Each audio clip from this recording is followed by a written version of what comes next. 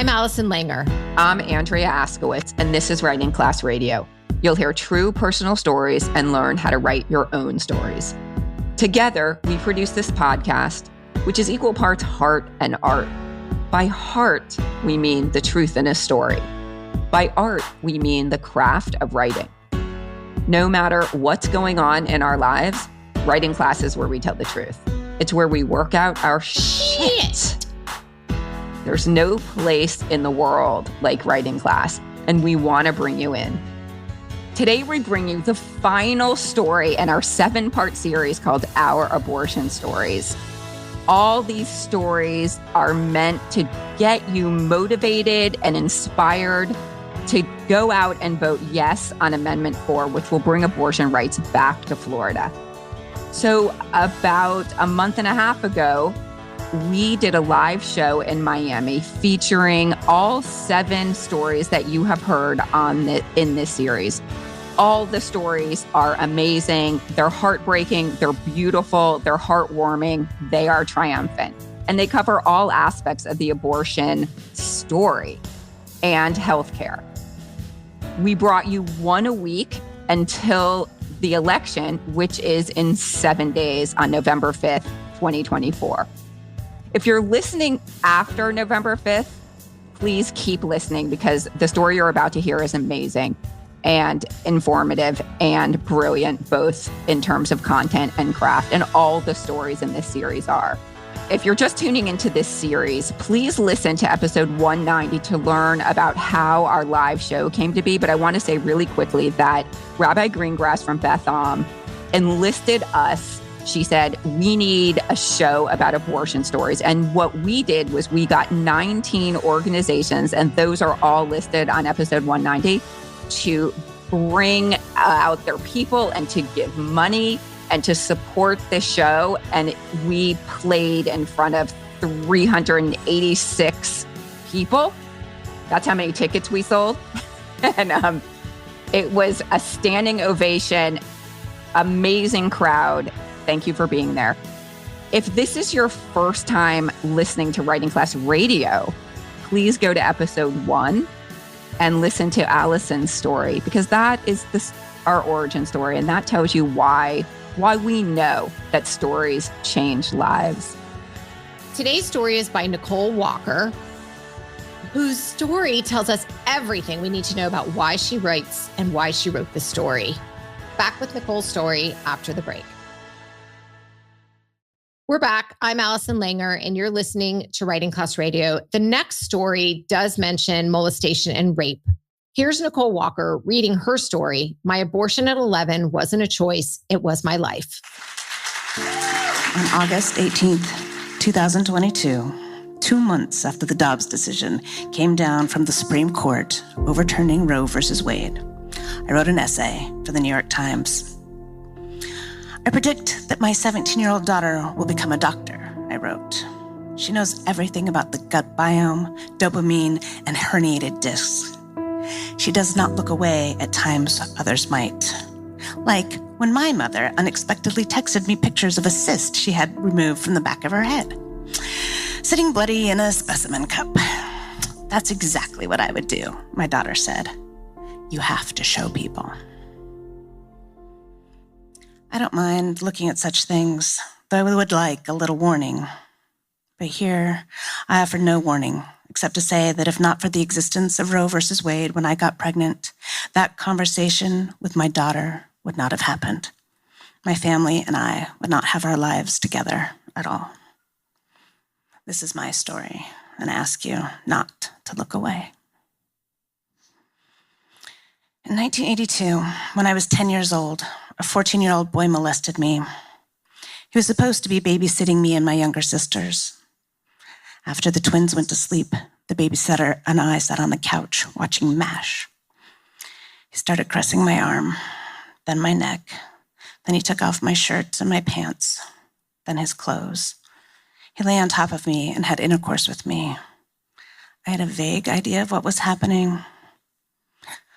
I didn't really know how wrong the babysitter situation was. I was flattered by the attention, but also confused. Why me? What does this mean? Was he my boyfriend? Why did we have to keep it a secret?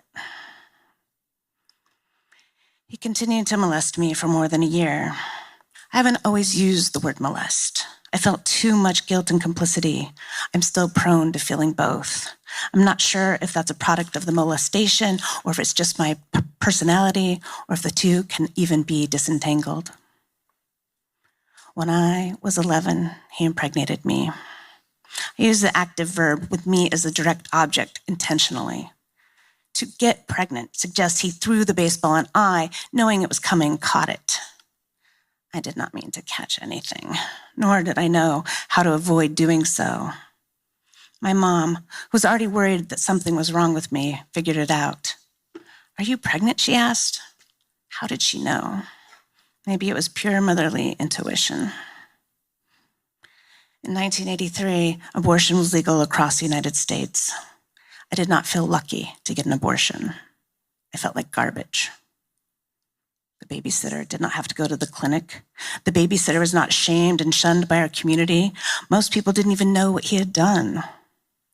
Only my mom and I were subject to the shame of entering that special building for that special procedure. Although no one in the neighborhood or school talked to me about it, I could feel the electric gossip surge around me. The freedom to choose wasn't what I experienced in 1983. My abortion wasn't a choice. It was my life. If I had been forced to give birth, I wouldn't be texting my mom about the removal of her cyst. I wouldn't teach at Northern Arizona University. I wouldn't be working on a book about climate change. I wouldn't be married to my husband or have my 2 children. I would be a prisoner subject to a body's whims, and not my body's whims, but the whims of a teenage boy who, as best as I can tell, experienced no consequences. When Roe versus Wade was overturned, I felt the prison gates fall around me, around my daughter. Pregnancy and childbirth changed life trajectories. How could someone decide what direction my life, these kids' lives, should go? I was so angry, I was so disempowered, and I felt like I'd been relegated to a second-tier citizen. How could my daughter or her friends believe they had powerful voices when they had no voice about what to do with their own bodies? So I came out with my story in the New York Times. Whatever shame I had held onto from that experience dropped away the moment I wrote my story. When I published the article, I was sure to get hate mail, but I didn't. I got words of support. The strength of your truth is palpable. Your imagery makes a hot-button topic real and personal, Kathy wrote. This is brave. This is magic. You are a badass, wrote Liz. Thank you for opening up to the world, for sharing the grief and pain and social opprobrium that are visited on young women for their decisions they make. And thank you for giving a personal account of how the Supreme Court has violated our trust, wrote Josh. The connections that I made transformed my relationship with what had happened to me. All the shame I'd felt for having been sullied, duped, and ostracized disappeared. The word abortion didn't signal spoilage or scum. Because I could shape my story on my own terms, whatever detritus that had attached to me from the molestation or from the abortion fell away. It was my story to tell, and telling it to 1 million readers was the most empowering moment of my life. I cannot predict what my life would have been like if I had been forced to give birth when I was 11 years old, but I don't think it would have been as various or as surprising. A few months after Roe was overturned, I was invited to speak at the College of the Holy Cross about my books. The audience was composed mainly of undergraduates and Catholic undergraduates at that. They only wanted to talk about the New York Times piece. They didn't ask why I wrote the article. They asked if I was okay after I'd published it. They asked what the response had been. They asked what was the hardest part telling about the abortion. I said, the hardest part is that everyone expects it to be hard. A local reporter interviewed me and asked if I had a photo of myself at 11. For the first time since I wrote the article, I broke down. It's one thing to tell the story of a girl at 11 who went through these things, but to look at her photo of a girl at 11 and to see her alone and scared, so on the verge of something so life-defining. Or worse, a month younger, having no idea what was coming. I think, what if she'd been forced to continue that pregnancy? What would the next year's photo look like? I wouldn't have been able to recognize that girl. Now, I can look at the 12-year-old girl's photo and know that she's been through a lot. That with time and love and community, she could be here on this stage with you.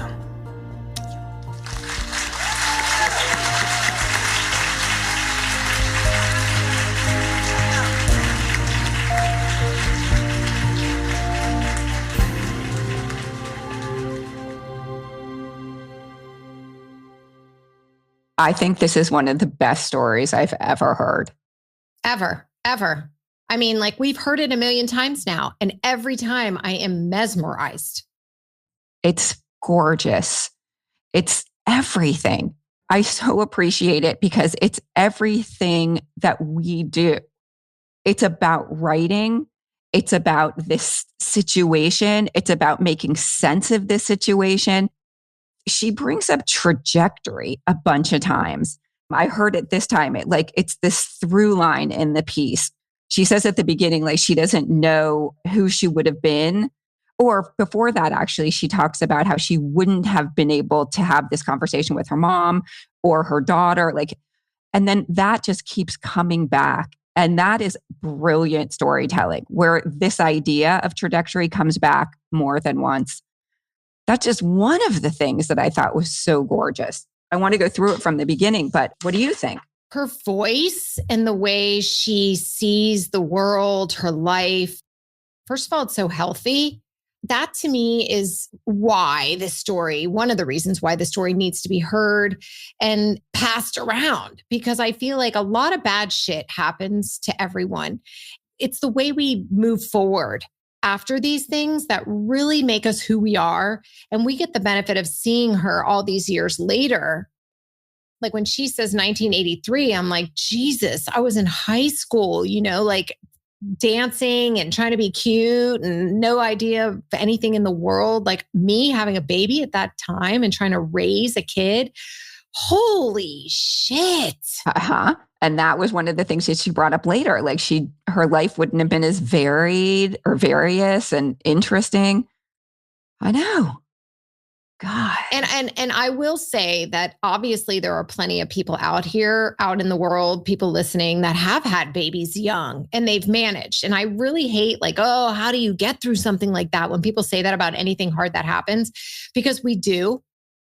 But in this situation, I'm so glad she had the choice. Really.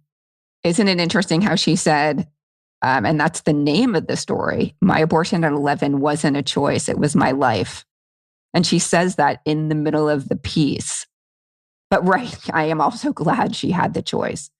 But it was her life. It changed her life. And it would have changed her life both ways.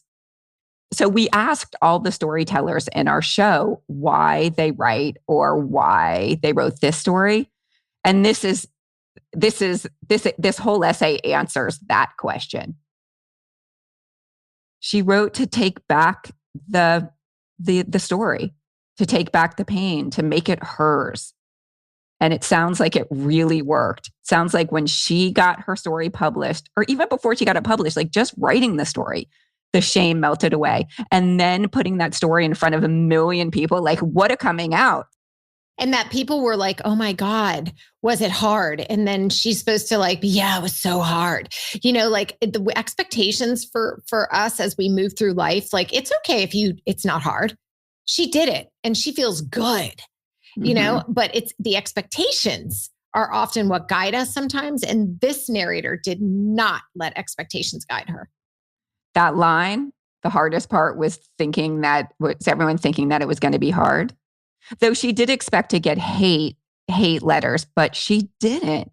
She got support and love. And what a beautiful, thank you, world, for treating Nicole Walker with love and kindness, for coming out with this story. It is possible she did get mean notes, but those didn't stick with her. She ignored those. And they do always come. I mean, I've had that experience. I haven't been in the New York Times, but in the Washington Post, I had been told, do not read the hate mail because people are evil. And what I loved about this narrator is we don't even know if she got any because it was inconsequential whether she got it or not. From her point of view, she did not. Exactly. She didn't get hate. She got love. I believe that she did get love. I'm believing in humanity right now. I love it. I loved from the very beginning, she wrote in the New York Times that she predicts that her daughter is going to be a doctor because she does not look away. And then a few paragraphs later, she directly addresses us. This is my story. I ask you not to look away. There's something so satisfying and so beautiful about that writing. She's a master storyteller. I mean, this is what she does. She's in the English department at NAU. I think she created the creative writing department or the creative writing program at Northern Arizona University. I mean, she is brilliant. She taught me how to do a braided essay. But I want to stick with this for a second. Just a few other parts of the story that just like gut me every time is the way that she describes the molestation. She really goes through it, but she tells us her mentality. She's an 11-year-old kid. Is he my boyfriend? Why do we have to keep it a secret? I am 100% inside her brain. That's not easy to do. And then she also talks about like how she had the hardest time using that word, that molest, because she felt so guilty. And then she asked, this is the thing about this narrator. She's so brilliant. She asked these questions. Was that the product of the guilt? Was the guilt the product of being molested? Or was that just her personality? Or is it impossible all these years later to disentangle those two things? Because the abortion wasn't her choice. It was her life. And now it's woven into the fabric of who she is. And Jesus, did she tell it like it is right there? She felt like garbage. That's another gorgeous example of beautiful writing. That word, that's not a special word. It just says everything about how she felt. What about the part where she's like, I would be prisoner subject to a body's whims and not my body. Like this kid didn't, as far as she knows, have to go through any of this stuff. No, of course not. Of course not. Oh my God. And then at that moment, I was like, well, she could have called him out.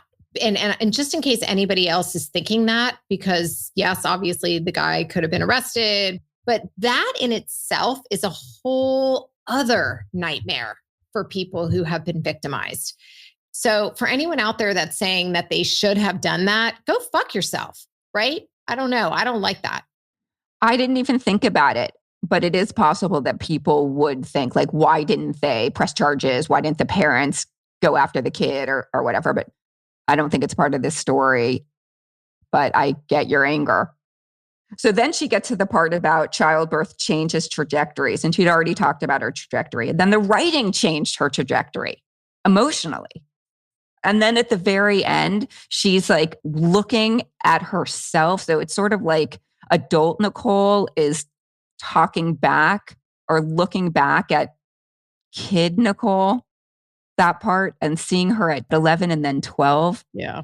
Oh my God. And again, the landing, I say again, because I think we mentioned this in the previous episode with Derek Cook, how these stories are joyous in a way. They're badass. They are triumphant. I don't know any other word to describe it. But the last line is like, now I can look at my 12-year-old girl photo and know that, oh yeah, she does. She talks about her and know that she's been through a lot, but that with time and love and community, she could be here on this stage with you. Oh my God. Yeah, it's super powerful. Super. Thank you for listening. And thank you, Nicole Walker, for sharing your story with us and with the world. Nicole Walker is an English professor at NAU, which is Northern Arizona University, and she is the author of 8 books. Hello, I can't even get one published. You can find her at Nicole.Walker. You can find her on Twitter at NIK Walk Otter. Okay, that is whack. Anyway, that'll be in our show notes. And she also has a website, nikwalk.com. So some version of Nicole Walker is where you can find her. And if you're like me, just go click on something on the show notes. And I recommend that you do find more Nicole Walker because her writing is so brilliant. Yeah, she's brilliant. I want to thank you for listening and ask you to tell your friends what you learned. And if you live in Florida or Arizona, where Nicole Walker lives, or one of the 11 states where abortion is on the ballot, please talk to as many people as you can. And please vote on November 5th. In Florida, vote yes on 4. And please share this episode.